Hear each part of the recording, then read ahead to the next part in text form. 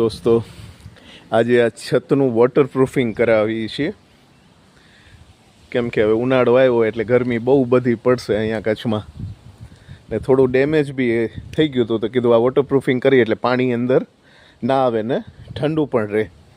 આજે ચાલુ કર્યું છે, આ ભાઈ આવી ગયા છે અહીંયા કામ કરવા. આજે ચાલુ કર્યું છે. હવે ભાઈ કેટલા દિવસ લાગશે આને? આને 4-5 દિવસ લાગશે. 4 દિવસ લાગી જાય એમ ને? બરાબર, ઓકે. પછી આમાં વોટરપ્રૂફિંગ કરી નાખી એટલે પાણી ના આવે બિલકુલ ને? બિલકુલ ના આવે. બરાબર, ને આમ ઠંડુ બી રહે? ઠંડુ રહે. ઓકે ઓકે, ઠીક છે. તો હવે આ ભાઈ આજે ચાલુ કર્યું છે તો આપણે જોઈએ હવે કે કેટલા દિવસમાં કરી દે છે. અને આમ આજુબાજુમાં બધા અહીંયા બધા ઘરોમાં એમને જ કરેલું છે કામ, ને હું તમને બીજા બ્લોગમાં પણ બતાવીશ કે કેવું કામ કરે છે.